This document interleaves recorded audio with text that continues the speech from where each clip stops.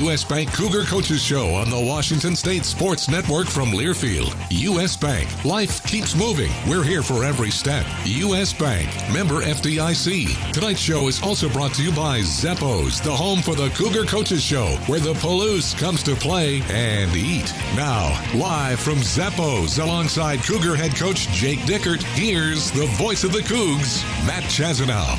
It is that time of the week, and it's great to be with you. We got a great crowd, a packed house. On a Tuesday. On a Tuesday. They did not forget. No, they did not. When we walked in, I was wondering, but they're here. They're ready to go. They're fired up. A big Thursday night tilt here in How Martin about Stadium. a Thursday game, the first in just about 10 years here in Pullman. Is that the truth? Yeah, it's been a long time. Great. Thursdays. There was a little Friday stretch there in the pack. The Thursdays are a rarity, so Cougs are kicking against Utah Thursday. And here I am, thinking Coach is working his tail off, recruiting the state. Yeah. He's busy as can be. And I look at my Twitter feed, and he's at the frat houses hanging out with the boys. He's at Phi Kappa Tau on Twitter, just hanging out, going door to door. Yeah, I mean, we're spreading the word. I mean, love it. this is going to be a Palouse game, and that's what I love about here on a Tuesday. I mean, it's packed with everyone that loves the Cougs, and from Palouse on out. I mean, we've been in campus. I've been talking to the student body. We've been on, in the Cub, and I got a chance to go to Greek Row a little bit last night and fire them up a little bit. So it was fun. It was chapter night.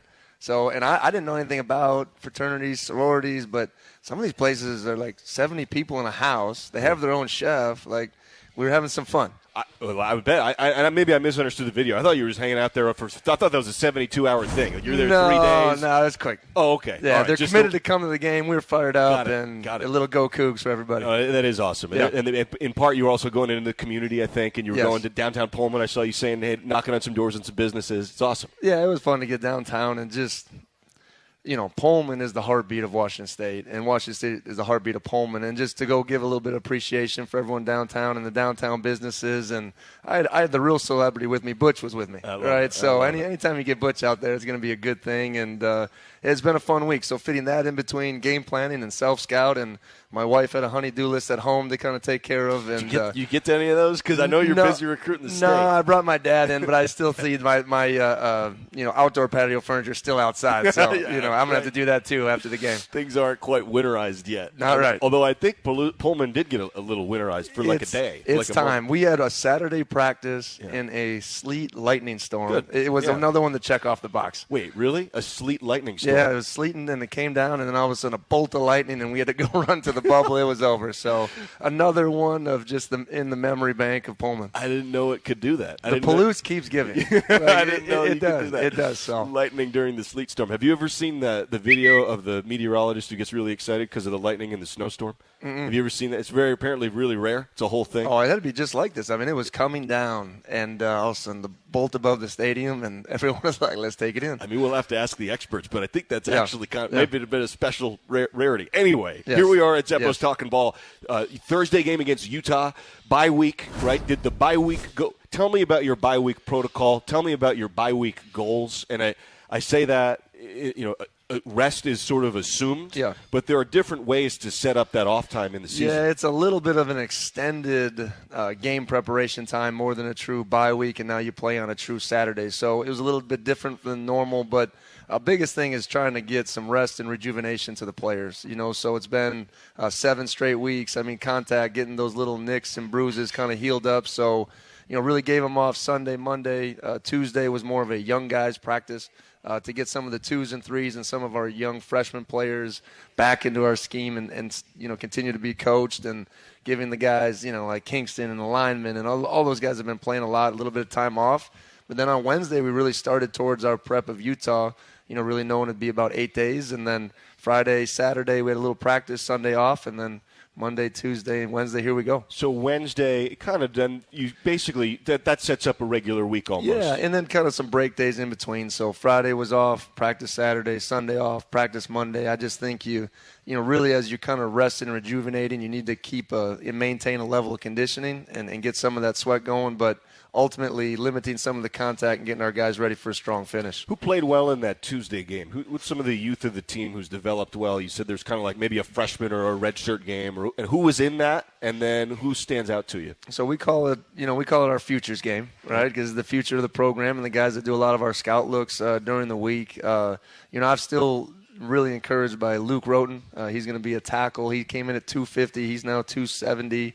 Those are those developmental pieces at 6'5 plus that you're looking for. Offensive tackle. Yeah, offensive tackle. Yeah. Jacobus Seth as an offensive guard right from here in Washington has been a really strong presence in there, and he continues to get better as we continue to go. And on the defensive line, Bryson Lamb and Rashad McKenzie, both defensive tackles. Bryson's a walk-on from the state of Washington, and Rashad is a late signee from L.A., and just really excited about his progress and both positions of need as we keep going forward, and just really strong in their development in the first half of their freshman year. Is that a game? Is that the form? What's the format? Yeah, it is a game, and it gets really competitive. I was wondering. I let the graduate assistants and the quality controls. I kind of pick one each week that's going to be the head coach and call them the plays, and it's really fun for a young coach, and it gets competitive and exciting, and the guys are on the outside cheering. I mean, it creates a game environment, and this one came back to the last 4th and goal. The defense gets the stop. I mean, everyone goes wild. I mean, it's pretty fun. So about 35, 40 plays of guys really competing and, not just practicing. You need to get the rewards of playing. And while it isn't in a game, it's in those type of situations, and it kind of just repurposes you of why we're out there working so hard. Is that in Martin Stadium on Tuesday? That's where you do it? Normally that's where we do it. We didn't on this one because it was at the back end of a practice, but when it's on those Fridays, it's underneath the lights. It's fun. Good. It's really, really fun. Yep. Hey, let's go back, pre-bye week. Let's go back to Reeser. We do a little game recap here in this first segment. 24-10. At Oregon State. You've had time now. You've watched film. You've processed it. I've watched it a lot of times. Have you? Yeah. Yeah. What have you come up with? Well, I just think a couple things. I mean, defense, it was just a little loose. It wasn't as tight. It wasn't as physical as I think we are capable of playing, and I think those are things that we look in the mirror and we've adjusted to, and we have high expectations, and I think that's a really good thing for our defense. And there were moments of playing really, really well, and then offensively, I just think we keep getting ourselves in a position where we're doing some things over time, and then we'll have that setback that we can't overcome. And, a little youth at tailback position hurt us in some protection stuff, but there is still a lot to build on, and excited about really accelerating into the back half of the year. So you're there in a kind of a unique situation. Half the stadium was empty, right, by design. I don't know if that affected the game at all. I couldn't really tell. It was on this empty side of the stadium, right? I don't know. What was it like in the did it even matter? No, I don't think so. I mean, I think it doesn't. At the end of the day, it's what happens on the grass, and I think everyone's got its own unique situation. But it was still loud in there. I mean, the fans were definitely engaged in the game. Stayed the whole game. They did a good job. The fans who were there did a really good job. And credit to them. And we just could never get over the hump in the game. I thought we started slow, and then we would maintain, and then they would make a play. And there was a couple big moments in that game that we just weren't over, just to get over that hump and to really take control of the game, and that's a credit to Oregon State and what they've built. Farrell had a big one, right? Yeah. 131 yards. He had some really big plays. Smithson got the start. He had a few balls that he grabbed. I mean, there were glimpses. There were moments. And that's where Rob has been really consistent and a really exciting player, and I know Cam and Rob obviously have that synergy from their past, but we'll continue to feature Rob and find different ways to get him the ball, especially with Renard down. And I think it's great to see Leighton Smithson, first year playing wide receiver ever, right? He was a quarterback that just ran around. To see his development, and every time you put those guys out there, I mean, it's just amazing that they learn from those experiences. And each week he's getting better. He's growing in his confidence.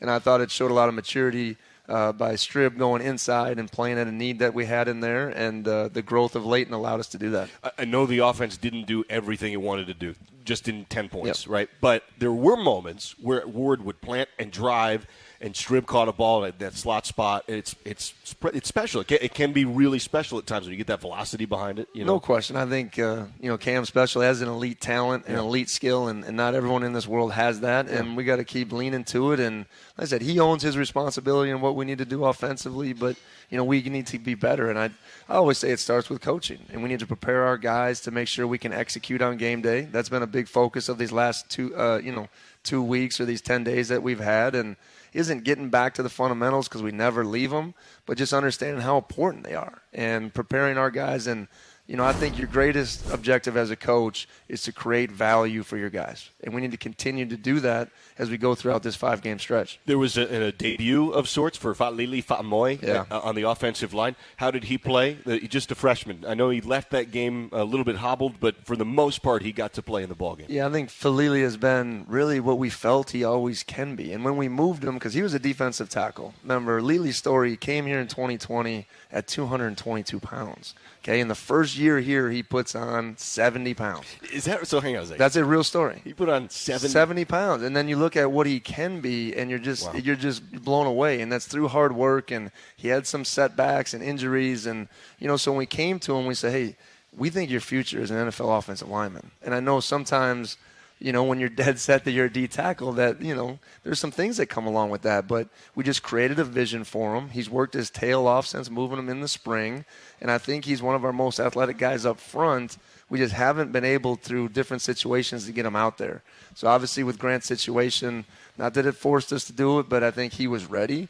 And I think he earned an opportunity to continue to stay in that rotation. And same thing, another freshman getting experience that they can only get better. And that's the way we have to look at it and take some of the good with the bad. It felt secure on that right side. When you look at the film, there's no drop off. And like I said, we're excited about it. I think he had the one holding call. He just missed with his hands on his punch and, got the old hook in there, which you could call almost every play, by the way. Right. So I just think there's a lot of positives to grow from, and I think it allows Make to slide inside where he's the most comfortable. Yep. So I think it can help us and give us another weapon and hopefully keep some guys fresh up front too. Well, it's exciting. Gives you an extra piece on the offensive line. A talented redshirt freshman, just a really, really young guy. So that's a huge positive. It's a huge positive, and we'll continue to build on those things. And like I said, as a coach, when everything's not perfect, I don't freak out. It excites me. That's why I'm here. That's what we're doing. That's what we're trying to build as a program. So I think those are just learning opportunities for a lot of our guys.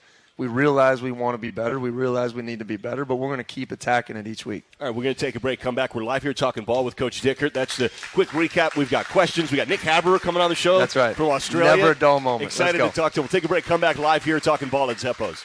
Time to redo this basement? Yeah. A home gym, movie theater, model train utopia. Or yoga studio? I'm flexible-ish. Great.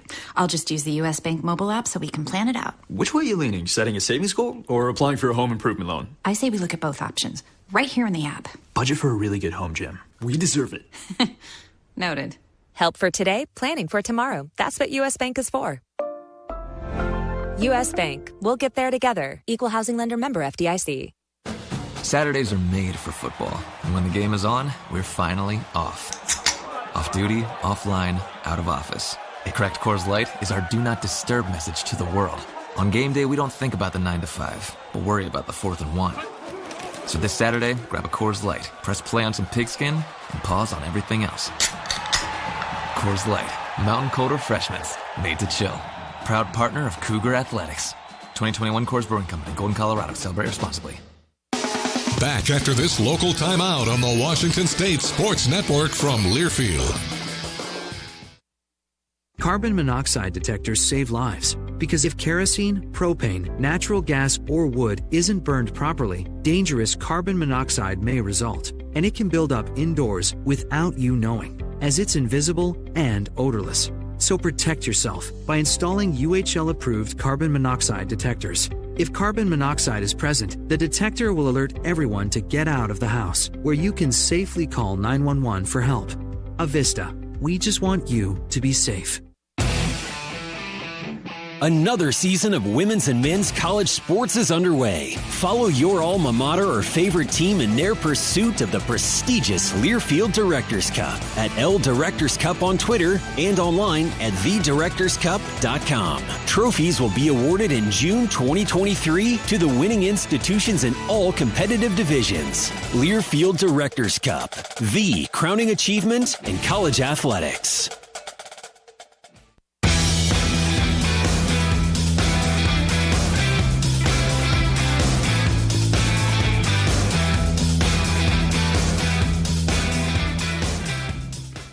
Welcome back to the show. Time now to look ahead at this week's game with the Coors Light Opponent Preview. Coors Light, mountain cold refreshment made to chill. Back here live at Zeppo's talking ball with Coach Dickert. Hey, the punter, Nick Caberer, just walked in. And we'll talk to Nick in just about a segment or two. This is our opponent preview section where we take a peek here at Utah and get a sense. 5-2, ranked 15th in America, depending on the poll you look at. I think they're 14th in one and 15th in the other. 3-1 in the pack. They just beat USC 43-42. What a game. And had their bye week. Yeah, a heck of a game. It was amazing kind of watching the film and detailing it. I mean, it was two offenses racing down the field. And who had the ball last? Utah. They ended up winning it. They got down early and kind of showed their mettle. And I think this is a very seasoned team, a very disciplined team. Obviously, everyone thinks Utah and physicality go hand in hand, and they've proven that. But a well-seasoned, experienced team, and they won a really emotional game at home. Yeah, people with Utah are used to seeing basically incredible defense, right, and then sufficient offense, or maybe a superb run game, and then maybe a pass game. You know, who knows? This is an offense that is elite. They are scoring 40 points a game. Yeah, I think they're leading the league in offense and doing it really their way. And I think the most dangerous offenses I go against is the ones that'll take advantage of what they're giving you. So if they need to run the quarterback 20 times a game, they'll do it. If they need to run the ball 50 times, drop back and throw it 40, they're capable of doing all those different type of things. And well, you know, my analysis of Cam Rising is he might not be the best thrower, he might not be the best runner, but he is the best competitor in this league. And I think that's the kind of star that, you know, he's the guy that stirs the drink, and he's a really good player, and I think he's a heck of a competitor. 6'2", 218. He's a junior from California. He transferred from Texas and did not have the job until the week before the Cougs played them last year, and then started to figure things out, and now is leading them in rush TDs. He has 6 of them. He has 15 pass TDs and only 3 picks. Yeah. Right? Some of the numbers also really good. He's been very consistent, and I think the weapons around him, I mean, they had a couple big tailbacks. I think 4 of the 5 starting offensive linemen are back from last year, and I think anyone who knows football knows how important that is. And they're big and they're physical, and you got to try to have them play off script. I mean, analytically, they're one of the most efficient offenses in the country. So when you get them to third down, you got to try to make it a 3rd and long, and then you got to win those type of situations. And I believe they're number 1 in the country in scoring touchdowns in the red zone. So it's going to be a big area that if they get down there, and they do because they're good, you know, we got to do what we've been doing all year on defense and trying to keep them out of the end zone. I think the number's 28. I think they have 28 red zone TDs, which is a huge, huge number. Yeah, and it's, to score 3 out of every 4 times, 50-50 really gets you in the top 25 in the country. So it really shows just how above and beyond they've been really through the first 7 weeks. Their head coach is Kyle Whittingham. He's in his 18th year at Utah. Consistency. Longest tenured FBS coach at any single school right now. Is he really? Yeah. Over Ferentz in Iowa? I'm not questioning your TBD. research. That was the number I saw. Maybe it's the second most. I'll definitely have to go the back Pac-12. Bottom line is the consistency of the program and what they've done developing players. I mean, I think it's been incredible. You know, and to get there is one thing, but sustain success over time is another thing. And there's been a lot of expectations on this team, and for the most part, they've been ready to answer the bell. Yeah, I mean, they've been consistent, and now that they lost some on defense, but they didn't lose Clark Phillips. Yeah. And he's just a sophomore, and he's a midseason All-American, and he has 5 interceptions, which is tied for the National League. I just think that's incredible. A couple of them returned to the house. An interesting part about Clark Phillips, it isn't just that corner. I mean, it just shows his mettle. They'll move him inside. They'll match him up. They'll blitz him. I mean, there's just a lot of different ways that he's going to attack you in the game, but I think they do a good job of, here's their style on defense. Their style is to be aggressive. And when that doesn't work, their style is to be more aggressive, which is a difference of some different things, but you got to be able to take advantage of it. And people have at times, but they're really physical and really big. I think this is the biggest team, especially defensively up front. But they'll put them on islands, and they'll dare you to go make some plays. I'd had to do a double take when I saw Devin Kafusi is a backup. He plays a good bit, but he's 6'7", 283. Backup defensive lineman. Yeah. Simote Pepa, 6'3", 345, is a backup defensive tackle also. Those are backups. Their starters are each 300 pounds. So they're as big and physical as I think you will see across the board. I know the Ellis kid actually graduated high school in Moscow. We recruited him as we kind of went through this process, But I think it's not just the bodies, they're physical, it's a mentality. They play with a great effort, and they've been the cream of the crop defensively for a long time, and you got to challenge them, but you got to make plays, and you got to get them in space, and then you got to win those matchups. And just to confirm, Jonah Ellis did not leave Moscow just to go to Salt Lake City. His dad's one of the coaches on the Utah staff. His father was a longtime Detroit Lion, a very notable pass rusher. Yeah, Luther Ellis. So, Jonah was there first, and then he was on Petrino's staff over for the Vandals, and obviously a long lineage of really good players. I think he's got a couple sons that have made it. Yeah, it's pretty impressive family situation. And I think a lot of NFL fans from the 90s are like, oh, yeah, I remember that. Yeah, I remember Luther Ellis. I think he was a teammate maybe of the analyst for Utah's radio broadcast, Scott Mitchell, who was handing the ball off to Barry Sanders and all those guys. So there's a lot going on there. But that's the defense, right? Yep. Offensively, you mentioned Cam Rising. Their running game is usually what people take note of.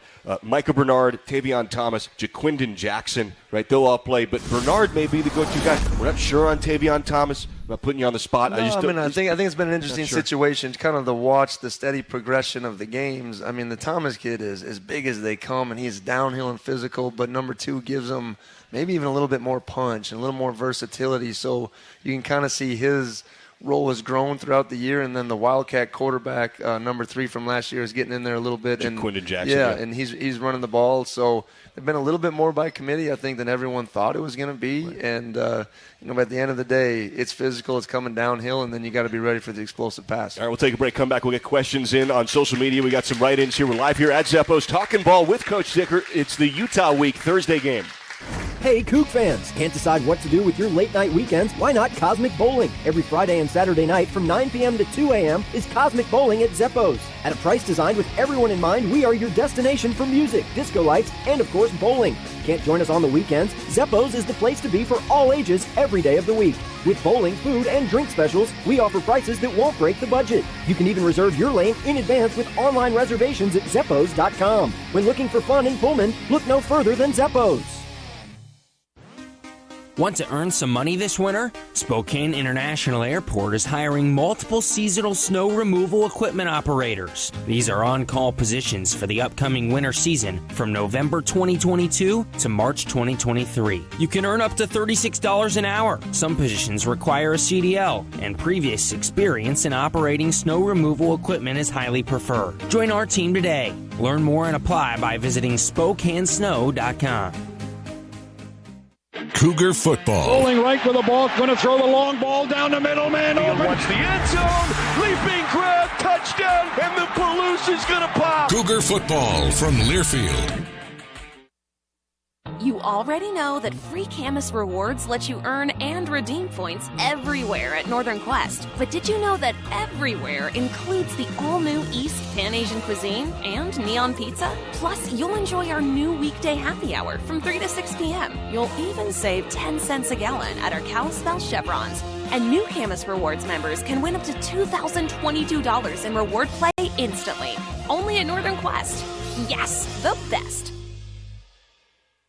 The passion. He's going to take it to the house. Dinner's cooking. Touchdown. The fury. Getting blitzed. Down he goes. The speed. To the 50. To the 40. He's gone. The best in college football. Toward the end zone. Got it for 6 points. You can unhitch the wagon. Put the ponies in the barn. Back to the end zone. 30. 20. This is the College Football Blitz. Listen all season long on College Sports Now on the Varsity Network.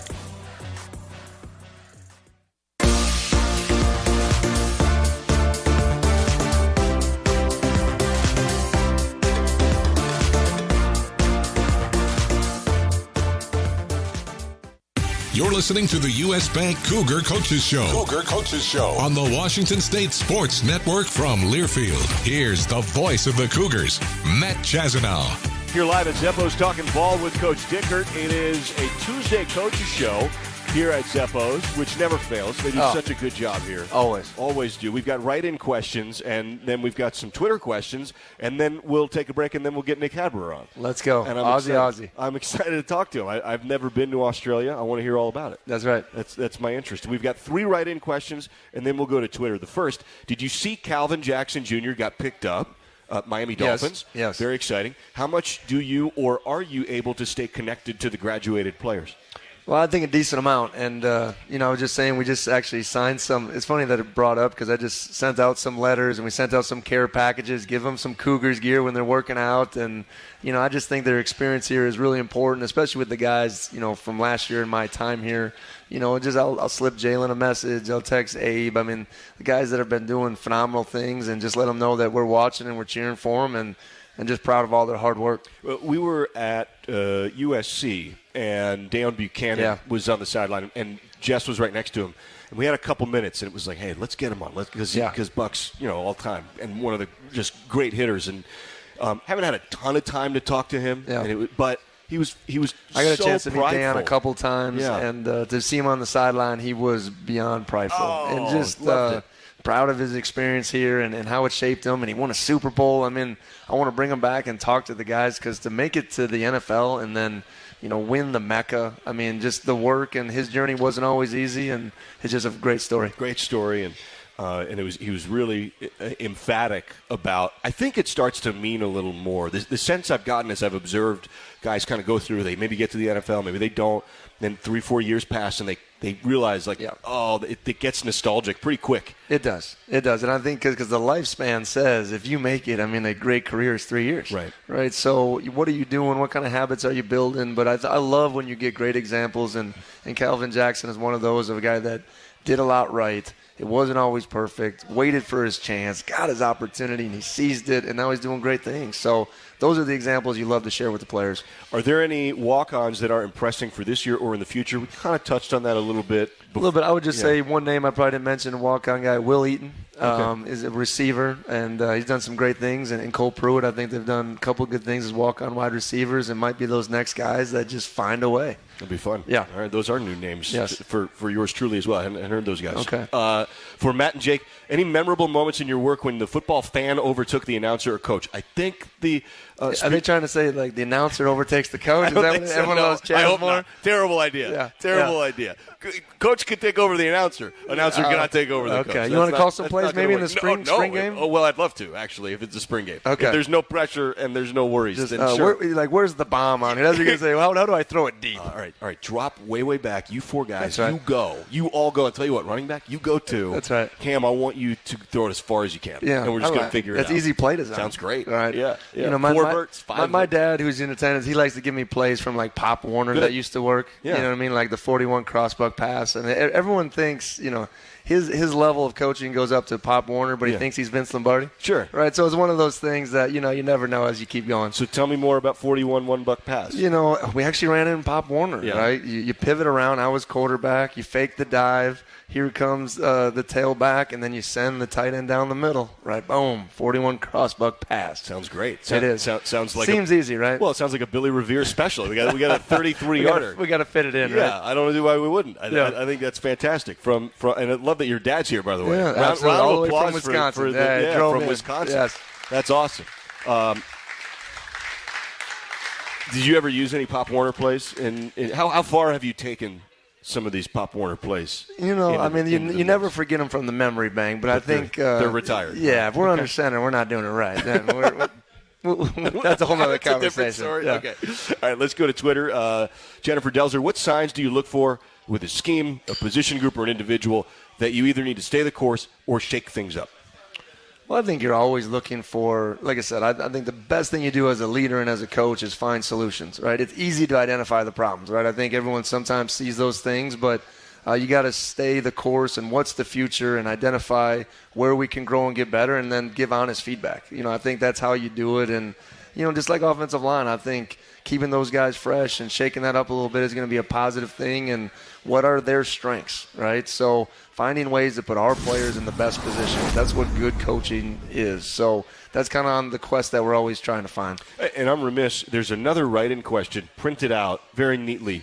Mark from Riverside is here in attendance, and he's a great Coug. All right. And he wanted to try to get these on. And so as a defensive guy, how hard is the wing tee to defend? It just gives me a nightmare just hearing that word wing tee. Because I always associate that with option and bowling and discipline. I mean, it can be hard, and got to be disciplined with your eyes and keys. Have we seen any wing tee concepts in our offense thus far, since Cam is familiar with it? And Cam ran something like that in high school, I believe is what he's referencing. Yeah, more of a runner, and it's that offense where you get those two wing backs, and they're spinning around and turning. You got a fullback dive and pitches, and I don't think we're going to run the old student body right with Cam, right? We'll keep him in the drop back position, but there'll be some things as we keep going. Let's find ways to generate some offense, but I don't know if it's the wing tee. I have heard that there are more similarities between the air raid and the triple option or wing tee than other offenses, in that it's a use of space and sort of the space spirit. And angles. I mean, there's no question. And I think that's not just from the run game, but even, the pass game and finding those. And the other thing, that wing tee, that air raid, they're very consistent. When you think it works, it's a simple game plan, and this is what we do. Just go with it. Yep. Regarding analytics on fourth down, how specific are you in going for it? Is a range? Like, are you at the 45 or the 50, and then you go for it? Is it a specific factor, yardage, distance? Is it game situation? He's asking about the fourth down decision. Yeah, the go for it's are one of those things. I mean, you get a new analytics book, and you get as much information as possible, but at the end of the day, it can still be a feel thing. What the book can't tell you if the score is 42-40 or it's 7-3. And I think those go for it's change as you go, but, I'm always – and we talked about a little bit on the show, but we're equating it to a net yardage punt to the 10-yard line. So once you cross that 45, you're looking at a 35-yard net. I'm going to go for a guy in between that main zone of that 40 to the 30 because I think that's when the benefit of trying to get the first down outweighs a 20-yard punt potentially. So, and then we got a good field goal kicker in Dean Janikowski that can still, make it from those ranges. So I think it's score, it's feel, it's D&D, but it's also the success rate. A 4th and 8 in that range is say a 30% chance of making it versus Dean kicking it is an 85%. So those are a lot of things that you got to weigh out, and those are decisions we make and kind of keep rolling. Yeah, interesting. You're kind of basing it all off of, should we not do this? Nick Haberer, who we'll talk to, is going to put it at the 10-yard line. Correct. And I think I trust Nick 100% of the time, and it's never 100%, but we're going to be in that realm. I always say, don't get too greedy where we're kicking touchbacks, but the book is emotionless, right? Analytics are emotionless. So they just say, hey, every 4th and 5 inside the 35, you're going for it. It's not always the case, but we try to stay as close as we can to some of those situations. So they're not robots on the field; they're emotion. They're humans that are running around. Well, no, you get a book, and it is your numbers and based on the score. Here we go. I know. I think analytics they're important. They are, but they change the game a lot, and you even see it creeping now into the NFL game. Next question from Mark. A quick hitter question from Mark. What is your favorite meat to smoke? I'm a pork shoulder guy. I'm a pulled pork guy, and we go.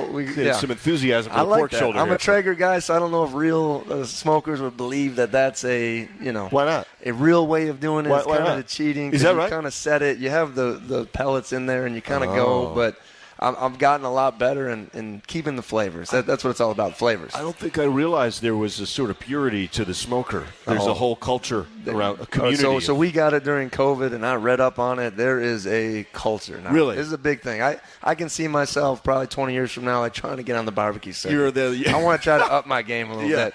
I'm at the novice level, just so we're all on the same page. How do you feel about brisket?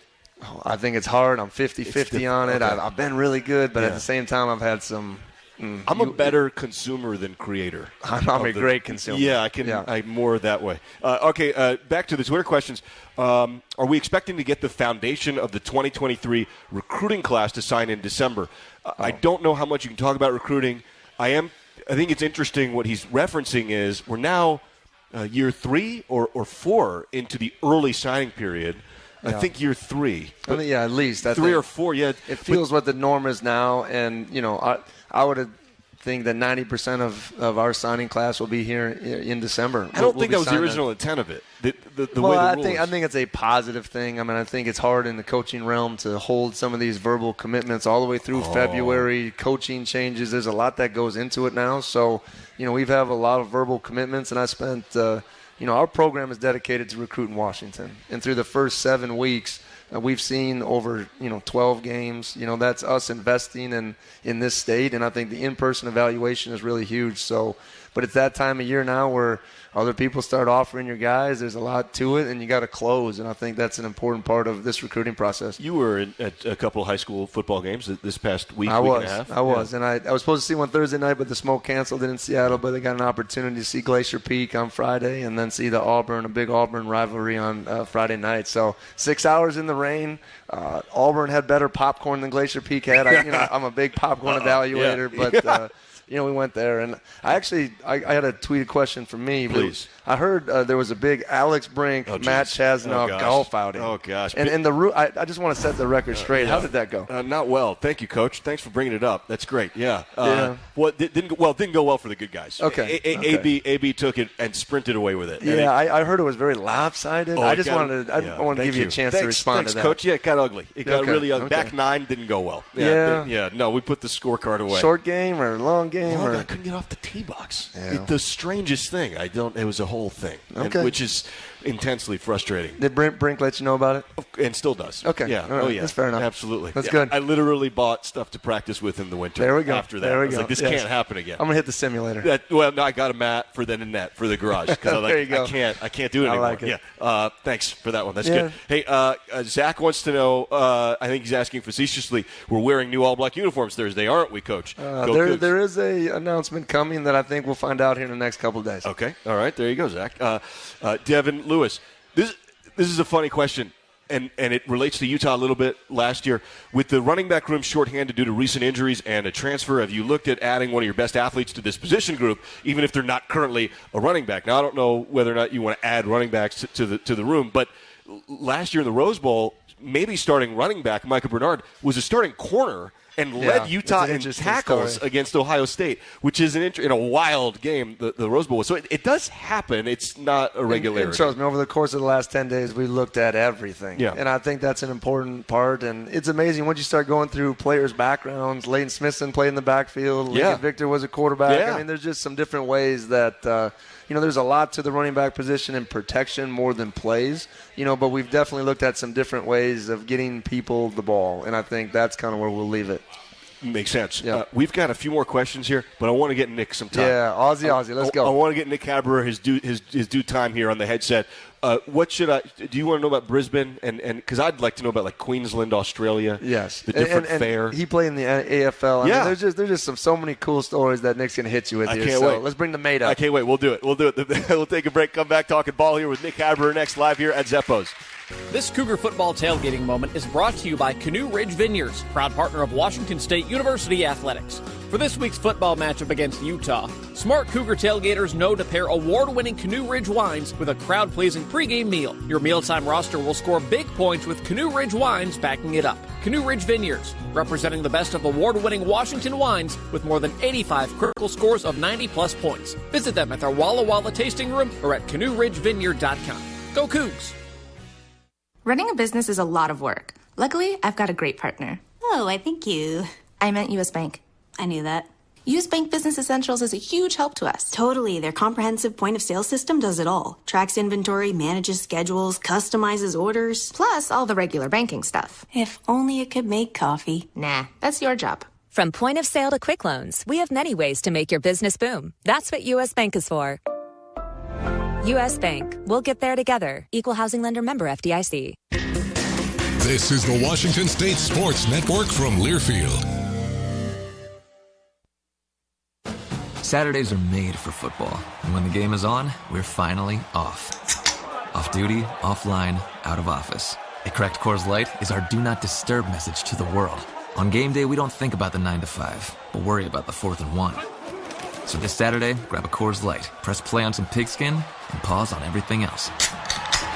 Coors Light, mountain cold refreshments, made to chill. Proud partner of Cougar Athletics. 2021 Coors Brewing Company, Golden, Colorado. Celebrate responsibly. Cougar football lives here. He is crushed by Henley, loss of one of the play. Leaping grab, touchdown. Renard Bell into the top 10 in Washington State history. The Cougs are back in action Thursday night as they return home to face Utah. Francisco Maligoa takes the lid off this play. Kickoff is at 7. 100 yards. It's all on your home for Cougar football. The Washington State Sports Network from Learfield.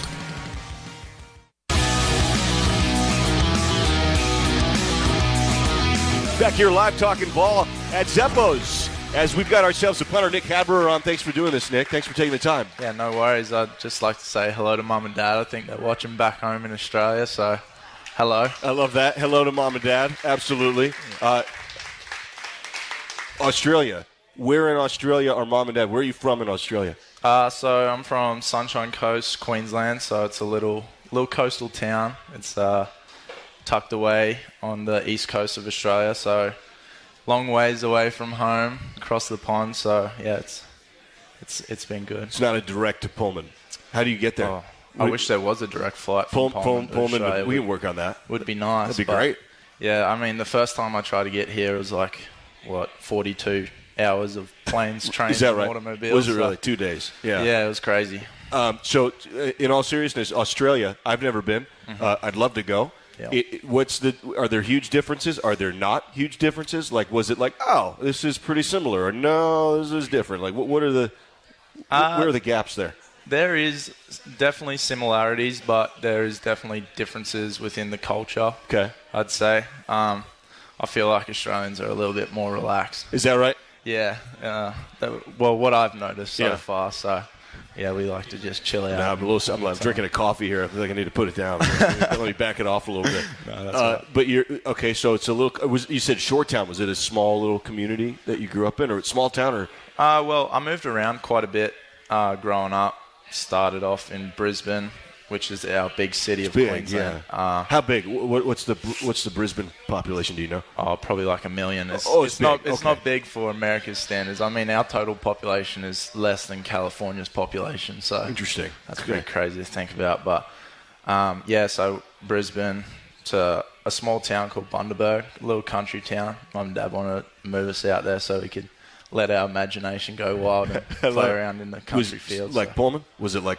I'd say a little different to Pullman. We had a little bit of property out there, and it was good to be there as a young kid, just mucking around in the outback. So. All right, so you're mucking around in the outback as a youngster, and what was the name of the town again? Bundaberg. Bundaberg. Yeah. Okay. And then we moved back to Sunshine Coast. All right, so you're on the coast. Somewhere in there, you started playing football, Aussie rules football, or what? How did you get to play American rules football after not playing it in Australia? Tell me about your path to the sport. So, I started playing AFL football from the age of 6 years old, so very young. Okay. Dad wanted me to play rugby league.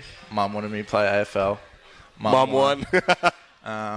So I played that all the way 19, I think, was when I stopped playing. And that was definitely my first love. AFL, yeah. But so you're playing Aussie rules football, which I don't really know much about. How is that a lot different than what you're doing now? So it's played on a big oval field. It's probably the same size as it's like a 400-meter running track. Okay. So it's a big field. Yep.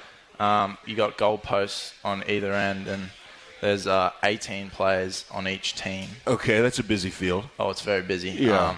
And there's no rules, basically. The ball goes up, and it's just a free-for-all. No rule, just go. Just try and kick it in the goals. So, it's a very physical game. I did enjoy that aspect of it, but it's nice transitioning to punting, which isn't as physical. Well, is that how? So you said you wanted to kick it through the goalpost in Aussie rules football. There's a ton of Australian punters, really good ones, college, NFL. Here in the States, right? Is that why? Is it because Aussie rules football just caters so well to it for the skill set? Yeah, I think it definitely translates easier to punting, because I guess in Australia, instead of growing up like throwing a ball, we kick a ball. You kick it. Interesting. So that's a big difference, and in the AFL, like, kicking is so important. You have to be like a quarterback in a sense, and like do direct passes to people, and then you have to obviously give it a roost and try and kick it pretty far into the goals. I love the lingo, the give it a roost and mucking around, and that's not a lot. Not a lot of Pullman kids are mucking around or giving it roosts. Yeah, Yeah, that's fair enough. It's great. It's super fun. We'll keep you for one more segment. I think we'll keep you. We got to take a break. We're up against it, but we'll keep Nick here for one more segment. Head to Chipman & Taylor's website for your chance to enter to win Coug football season tickets and Coug swag next season. Chipman & Taylor Chevrolet on Bishop Boulevard in Pullman, your hometown Chevy dealer, where everybody gets a great deal. We'll take a break, come back, talk ball here with Nick Haberer live at Zeppo's. Spokane loves sports. We get that. So we built the ultimate sports experience right here at Northern Quest. Epic Sports Bar puts you in the game with a 10 by 30-foot HD TV while satisfying your game day appetite with all your favorite food and drinks. And for even more action, Turf Club Sportsbook is just steps away for real sports wagering. So grab your big foam finger and come see Spokane's next sports dynasty. Northern Quest. Yes, the best. Hey, Coug fans! Can't decide what to do with your late-night weekends? Why not Cosmic Bowling? Every Friday and Saturday night from 9 p.m. to 2 a.m. is Cosmic Bowling at Zeppo's. At a price designed with everyone in mind, we are your destination for music, disco lights, and of course, bowling. Can't join us on the weekends? Zeppo's is the place to be for all ages every day of the week. With bowling, food, and drink specials, we offer prices that won't break the budget. You can even reserve your lane in advance with online reservations at Zeppos.com. When looking for fun in Pullman, look no further than Zeppo's. This is Drew Bledsoe, and you're listening to Cougar Football. Bledsoe calls his play, has the ball, throws a home run ball from the end zone to Bobo! Touchdown! Washington State! On the Washington State Sports Network. Do you ever pay attention to overhead power lines? If you're like most people, you don't, but you should, especially when you're working up on a roof or carrying a ladder outdoors. Kids who climb trees and fly kites and adults with drones need to watch out for power lines too. And on the off chance that you find a downed power line, stay at least 10 feet away and quickly call 911 and Avista. Always pay attention to power lines. It's your best line of defense. Avista, we just want you to be safe. Want to earn some money this winter? Spokane International Airport is hiring multiple seasonal snow removal equipment operators. These are on-call positions for the upcoming winter season from November 2022 to March 2023. You can earn up to $36 an hour. Some positions require a CDL, and previous experience in operating snow removal equipment is highly preferred. Join our team today. Learn more and apply by visiting SpokaneSnow.com.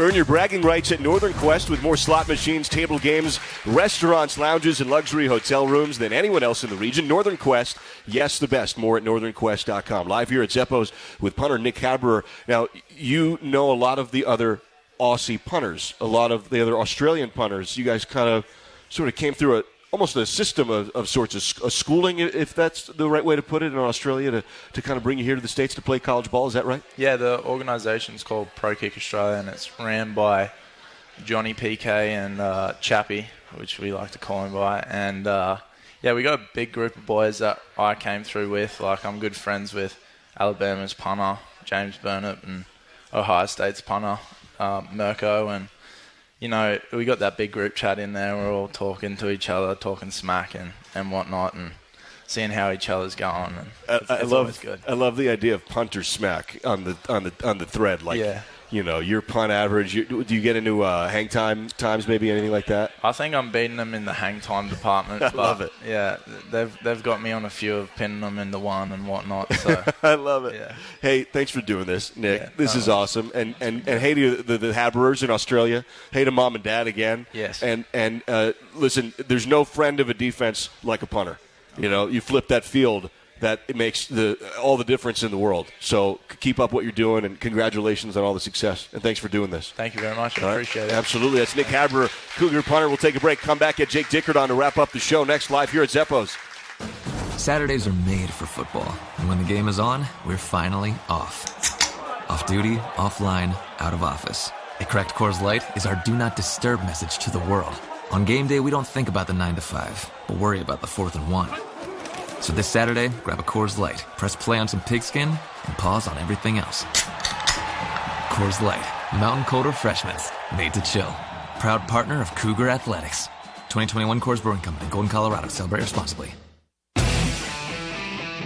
Another season of women's and men's college sports is underway. Follow your alma mater or favorite team in their pursuit of the prestigious Learfield Directors Cup at L Directors Cup on Twitter and online at thedirectorscup.com. Trophies will be awarded in June 2023 to the winning institutions in all competitive divisions. Learfield Directors Cup, the crowning achievement in college athletics.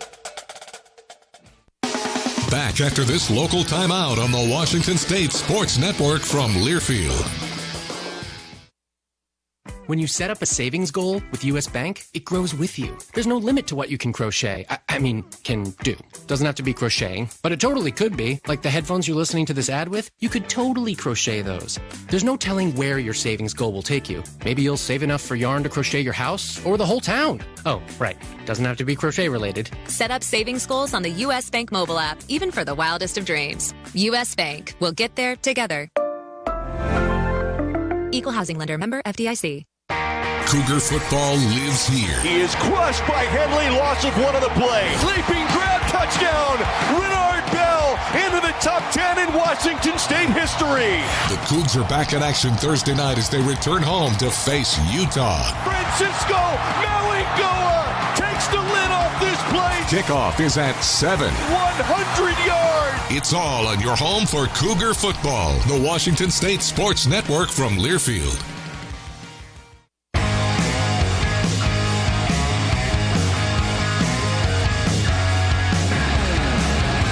Back here live at Zeppo's talking ball with Coach Dickert as we get set for the Utah Utes on Thursday. Really fun talking to Nick Haberer. Oh, it was great. And I just talked to Nick. He said his parents are watching from Australia. I love it. So they're in the future. It's Wednesday there. So it's incredible. They're ahead of us. That. You know what I mean? They're watching from the future if you look at it that way, right? I hadn't thought about it. That's super, super fun. That's Cool. awesome. Hey, as an official sponsor of WSU, BECU is proud to rock the crimson and gray as a not-for-profit credit union. Proud to put people and Cougs like you first. BECU, power in people. It is that portion of the show where we kind of go through it. Who do we got this week? Yeah, let's go through. You're picking it on the fly. Well, today I am. Okay. I feel a little pressure. I'm a little put on the spot. Okay. I think we're live on the air here. We are. And I'm a little. But let's do the defensive tackles. Let's do the big boys. I don't think we've talked about them a ton lately. Yeah. And a guy that we really haven't talked about a lot has been really impactful is Christian Mejia. I think Christian is really, since I've been here the last 2 years, having his best season. Yeah. And we all know why he missed the Oregon game, and we missed him dearly. But became a father. Yeah, and he puts in the work, and like I said, he's one of those guys that, no nonsense, doesn't say much, just goes out there every day and grinds a little bit, and he's been great so far this year and been a stalwart on the interior, but it's been a progress of those guys inside, and Coach Caligas, who I worked with in the past at Wyoming, came over here and has mentored these guys. Antonio Pule, same thing, has done a lot better. We brought in Nusi Milani, Mir Mujahid, and then David Gusta, who's been hurt a little bit. So it's kind of that five-way rotation of those guys, just really getting better and anchoring. And if you have a good defense, you got to be good in the interior in this league. I know that was really important to you in the way you wanted to run things. You got here and you said, those guys in the middle, they don't get a lot of stats, right? Yeah. They're sort of the O-line of the defense. And I know that sounds obvious. If you talk to defensive coordinators how we would build this team, if you pick one position, you get to have one first-round draft pick, I'm picking a defensive tackle. Interesting. Because, that Aaron Donald-esque guy, that J.J. Watt, when he plays in there, that disruptor, that's where it starts. Then I would go to corner, right? So, it's one of those things that is just, if you have a monster in there and they eat up double teams, it just takes the pressure off everybody. It pushes that pocket. And, our guys, like I said, the work ethic has been tremendous. The want to, and even with Coach coming in now and changing some techniques, I think has been a positive thing. And I think those guys are seeing some of those results of the hard work. You mentioned an Aaron Donald or a J.J. Watt. What's the goal of a defensive tackle? And what I'm really asking is, sometimes really effective defensive tackles don't get a lot of tackles. They don't get a lot of stats. They don't get a lot of tackles for loss. Do you want a guy to accrue a lot of... I think it's got to be a blend. I think when we play the 4-3, those guys are on edges, right? So they're on the edge of the guard. They're on the edge of the center. And you want that center to feel like this guy's going to be a problem all game long. And, so get some knockback, get some guys where they can't hit you downhill, but... it's that position where you're getting cut and people are coming at your legs, and there's a lot of things that can happen to you in there. it's not as much stat as it is keeping what we call the table flat and keeping that line of scrimmage where they're not getting you knocked back. So that's their number one job, and a couple tackles, mix in a TFL, and then obviously the D-lineman's dream of getting that big sack in there is always a plus. Are there differing philosophies from defensive coordinators on how to use that role? I think so, 100%. And some guys are just hard chargers. Hey, get off the ball, and everyone's going to make you right. We're a little bit more in between, a little, more match and stab and trying to, kind of build a wall at the line of scrimmage. So there's times when we've done a better job of cutting those guys loose, and that's why I think our sack totals are up as a whole defensive line versus just sit and react. So a little less read and react, a little more up the field. You mentioned bringing Coach Caligas from Wyoming.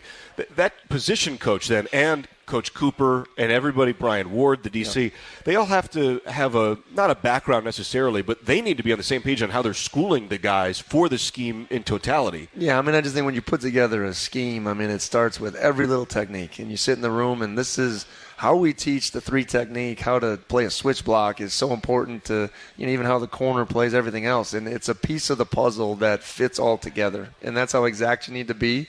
You got to be egoless to know that, hey, we might have to change this technique so it's better for the whole. And, so I think that's the magic of being on the same page and creating a good unit. How much do those guys free up Dayon Henley and free up Malingoa for tackle? Is that the whole thing? I think that's part of Dayon's progress. I think he's in front of people that he knows where they're going to be and how he can play off of them. And then, as well as when we move them, they're going to create disruption where he can go kind of fill the hole and finalize and get the tackles. So, once again, it's like the quarterback loves the O-line. A great linebacker, you get with those big boys in front of you that eat up blocks, there's nothing like it. Well, it's a huge game on a Thursday. It's a top 15 team here on the Palouse. It's the 5-2 Utes against the 4-3 Cougs. Coach, thank you. Absolutely. Always. This is going to be a fun one. Let's pack the house on Thursday night, and it's 7 p.m. kick. This is going to be great. Cougs and Utes, huge thanks to Jared Prentgruber, man behind the camera. Jerry Kylo gets us on the air. Luke Hallett is back in our ears, back in the U.S. Bank Network studio. Nick Haberer's parents watching tomorrow in Australia. Love it. Jake Dickert's father is here at Zeppo's, and thank you, Coach. Thank you for the time. Absolutely. All right, Let's go go. Cougs. Go Cougs. And everybody here, great to see you.